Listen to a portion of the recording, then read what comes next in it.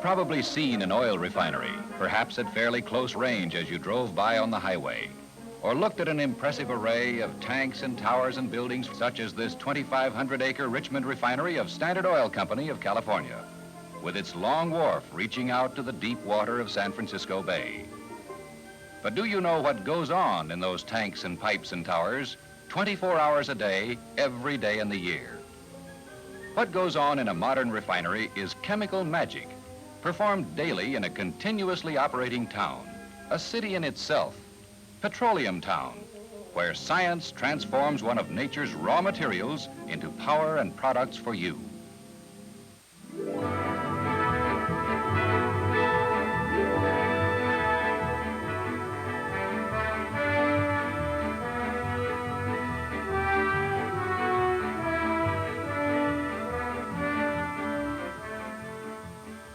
Petroleum Town is the story of that scientific transformation.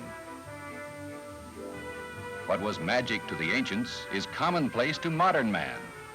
Early man found crude oil and worshipped its fires. Later, he put it to work for him in its natural state, supplying light and heat. Today, scientists and highly trained technicians find crude oil, transport it halfway around the world, and put its products to work for us in more than 1,200 different forms. The whole story of oil starts with finding and producing crude from the earth and from beneath the sea, and ends with your everyday use of those products. The modern oil refinery is only one chapter of that story. A chapter that begins, for the purposes of our tour, here at the Long Wharf in Richmond, California. From many parts of the world, huge tankers bring crude oil and dock here to unload their cargo. But even this heavy traffic accounts for only about 1/4 of the crude used in this refinery. The major part comes in through pipelines from the California oil fields. And so our story begins with the arrival of the crude, similar to the crude oil primitive man burned in open vessels. Today you will follow the flow of this crude oil from tank ship to finished product without seeing one drop of it. First, 8-inch flexible hoses are connected to the ship. As the oil is pumped ashore, the ship will rise about 20 feet in the water. This tank ship is carrying about 275,000 barrels of crude. New super tankers carry more than twice as much, or crude oil that could provide gasoline to run all the automobiles in California for 50 miles. Pipelines carry the oil to storage tanks inshore.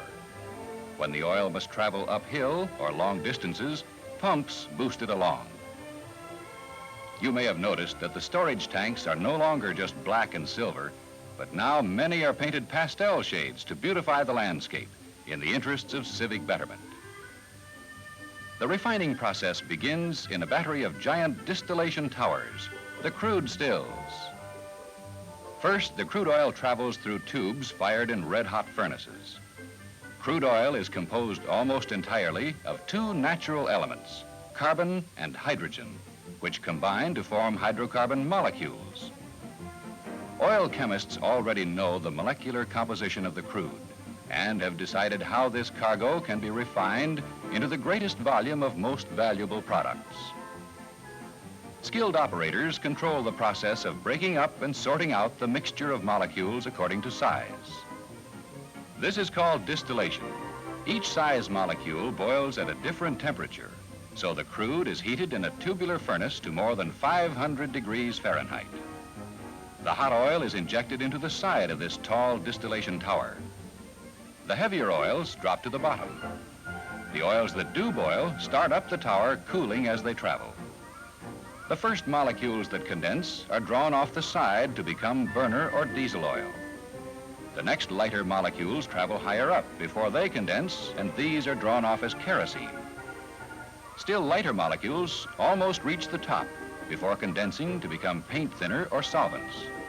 The smallest, lightest molecules pass out of the top as a vapor, are cooled and condensed into gasoline. From the bottom of this tower, the oils which were too heavy to boil at 500 degrees Fahrenheit are pumped into a second tube furnace.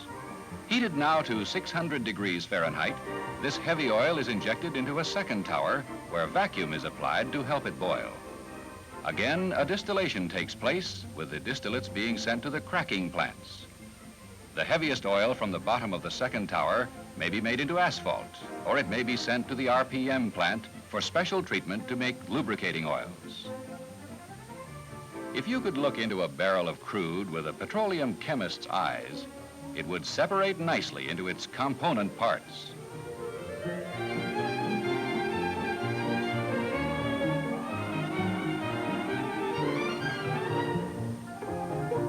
And the crude still you've just seen would perform like this.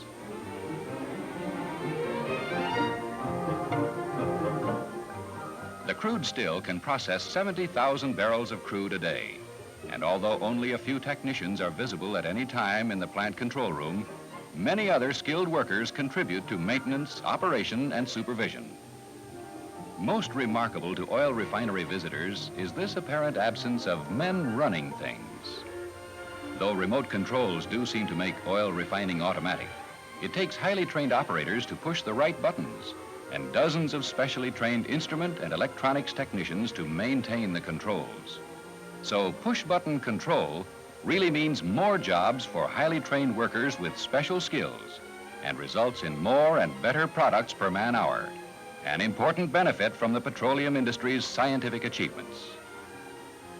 So the battery of distillation towers, the first step in the refining process, has sorted out the crude into several basic stocks. From here on, a number of processes go on simultaneously, but we can follow only one at a time. The heavy material from the second distillation, which will become our lubricating oils and greases, is mixed with two special solvents. One of these dissolves the lubricating oil and wax for later treatment, while the other takes out the tarry matter. Because of the ever-growing demand for light petroleum products, especially motor gasoline, it has become increasingly important to convert as much crude to these as possible. Crackers do just this. One kind of cracking plant, the catalytic unit, breaks up big molecules with the help of a catalyst. A catalyst can cause chemical changes in other substances without being changed itself. Another type of cracking is carried out in the thermal cracking units, where high temperatures and pressures are used to break up and rearrange the molecules. The transformed molecules are now gasoline and light gases. The gases may be transformed again with the aid of a different catalyst into aviation gasoline components. Safeguards such as protective clothing help to maintain the refinery's extraordinary record for safety in any process involving hazard.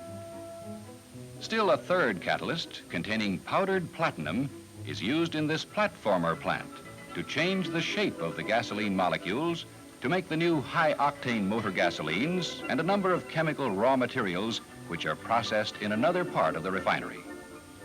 And now, before we go back and trace the simultaneous steps the other fractions of our crude oil have been taking, let's follow these chemical raw materials into the newest branch of the oil industry, petrochemicals. The production of petrochemicals is a relatively modern development in oil refining. It makes use of the derivatives of the process of refining petroleum, or products from products. The research chemists who are part of the refinery team constantly work on new combinations of these chemical derivatives. Some 500 new petrochemicals have appeared on the market in the last few years. The Richmond plant produces phenol, acetone, paraxylene, alkane, polybutenes, naphthenic acids, nitric acid, anhydrous ammonia, isophthalic, phthalic anhydrite, and other basic raw materials from which come the many modern miracle products we all use and enjoy today. Whatever their complicated chemical names, you know these products well as the basis for detergents, adhesives, germicides, fertilizers, plastics, cosmetics and perfumes, synthetic fibers for clothing, and many other goods and materials. And now let's go back and see what has been happening to the dissolved lubricating oil and wax. To separate the oil and wax, a large amount of special solvent is added, and the mixture is chilled down to 5 degrees below zero. At this temperature, the wax freezes out. The solvent and the lube oil are pulled through huge revolving canvas-covered drums by suction, and the frozen wax is scraped off and sent to the wax plant for further refining. The crude wax is distilled into several grades of refined paraffin wax.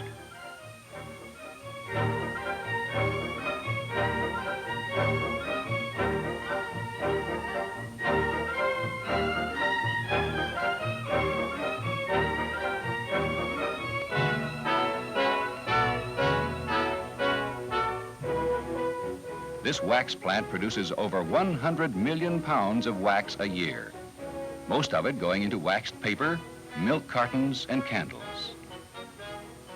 The lube oil fraction, which was drawn off in the dewaxing process, is now filtered and distilled. It can be filtered by percolating the oil through clay, much as you would make coffee in a drippolator. But for large volumes of oil, two steps are accomplished at once by putting powdered clay right into the oil and then distilling it. Out of the lube oil still come 4 blending stocks which are pumped to the lube compound house, where finished lubricating oils are blended. Notice that while much effort has gone into separating these blending stocks, they are now put back together through mixing meters. But this time they will be in different proportions to make the different motor oils, ranging from light to heavy grades and including multi-viscosity oils. These finished oils may be piped in bulk to the long wharf, or they may be loaded into tank cars, or into highway delivery trucks. Some of the oil is packaged in containers. Direct lines from storage tanks carry the oil destined for containers into a 7.5-acre packaging building. On the 2nd and 3rd floors of this building, about 50 million pounds of grease are manufactured annually, compounded in huge steam-heated mixers. When finished, the products are drawn off into containers on the floor below. This is the main floor of the package and grease plant. And here, in addition to the grease from the giant mixmasters above, motor oils and other products are packaged and labeled.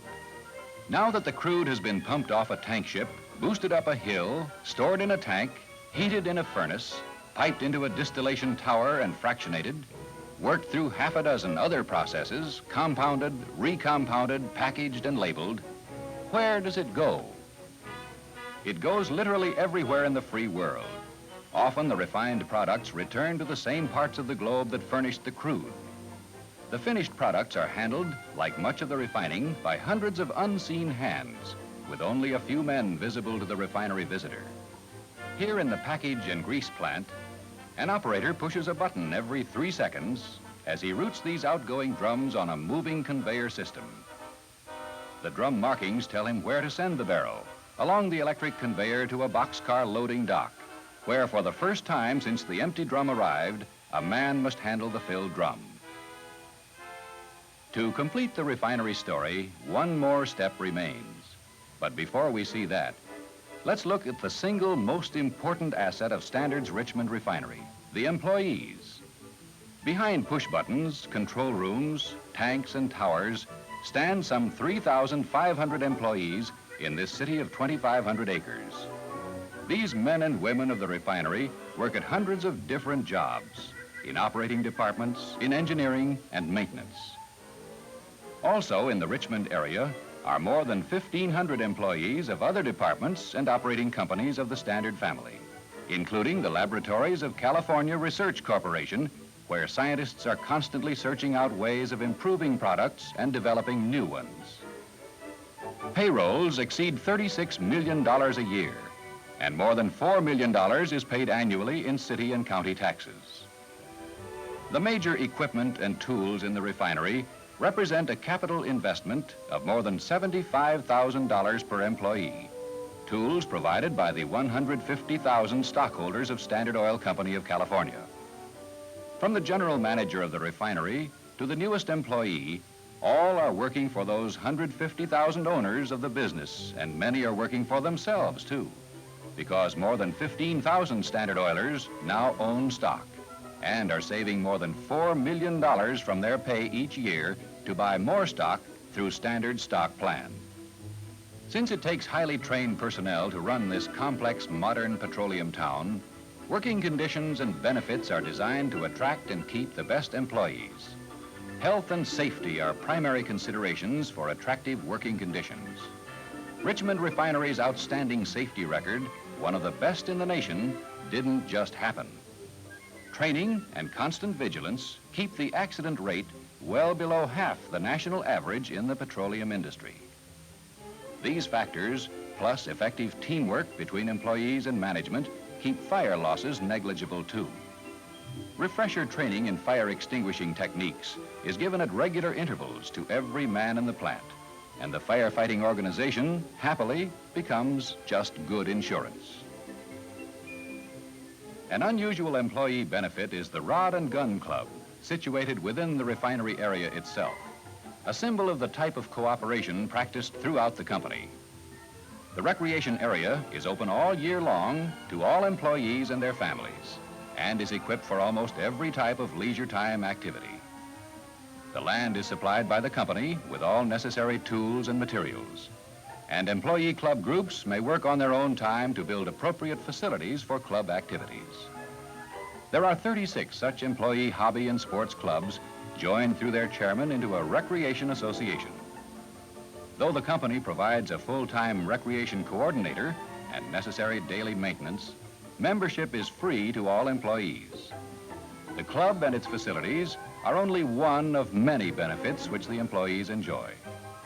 One result of such benefits and of satisfactory working conditions is that more than 2/3 of the employees have been with the company for over 10 years. Another direct result of the policy of benefits and cooperation is an extraordinary record of labor management harmony over more than 75 years of company history. The end of the refinery chapter in the story of oil takes us full circle right back to where we began at the Long Wharf. Here, many of the finished products piped directly from the refinery go to market in bulk shipments by tanker and barge. Dry cargo, anything from a 55-gallon drum to a carton of 4-ounce cans, leaves the refinery in the dry cargo holds of these ships. You've seen only one chapter in the story of oil, the story which starts with finding and producing crude and ends with your everyday use of the finished products.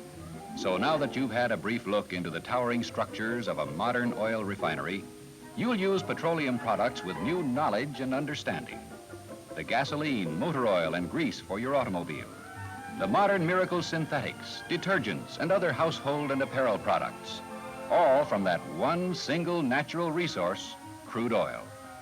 But not all the products of oil are earthbound.